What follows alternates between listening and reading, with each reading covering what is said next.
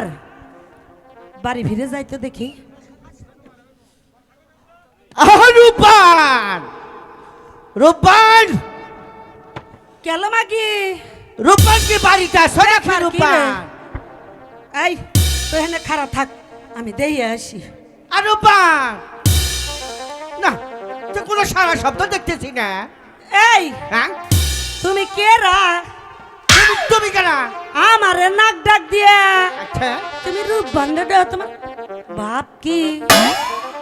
আরে আরে কি হয়েছে আমারে বলো। আগে তো রূপবানকে দেখতে হবে, তারপরে তো বলতে কেন? হবে। তুমি কি বিয়ে করবে? তা তুমি কেন?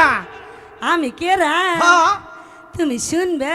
কৌটি আবার তো তুমি আমার লাগে পাগল হবে না। তো একবার মান সম্মান মেনে যেতে পারে। হ্যাঁ বুড়া শোনো, কও। আমি না হ্যাঁ রাব্বানের দাইমে।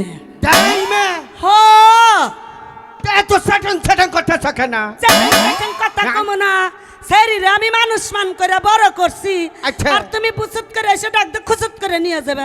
আচ্ছা। তো হবো না। আচ্ছা ঠিক আছে, রূপবানকে ডাকো দেখি। কে কিছু হইছে? আরে দেখেই দেখো না। ঠিক আছে দেখো। শোনো, হ্যাঁ চোখ ওই দিক দিয়া রূপবানের সাথে কথা বলবে। রূপবানের দিকে যদি চোখ দাও, আচ্ছা, তাহলে আচ্ছা। তোমার চোখ কিন্তু তুলে হলাম। মারবো রে আরে ও রূপবান, একটা বুড়া বেটা এসেছে, তোরে দেখবো। শোনো রূপবান। রূপবান আসসালামু আলাইকুম দাদু। ওয়ালাইকুম সালাম। দাদু হ্যাঁ, তুমি হ্যাঁ। কেমন আছো? আমি ভালো আছি রূপবান। আর রূপবান শোনো, আমি যে তোমার বিয়ের পয়গাম নিয়ে এসেছি আরে রূপবান। বুড়া, তোমার না আমি বলছি, তুমি সেই দিকে তাকায় সেই দিকে কথা কবে। আচ্ছা ঠিক আছে, ওই দিকে তাকে এই কথা বলতেছি। রূপবান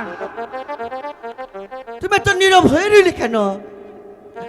আমি যে তোমার বিয়ের পয়গাম নিয়ে এসেছি। কার সঙ্গে তা বলবো না? ওই 12 দিনের শিশু ওই রহিমের সাথে তোমার যে বিয়ে রূপবান।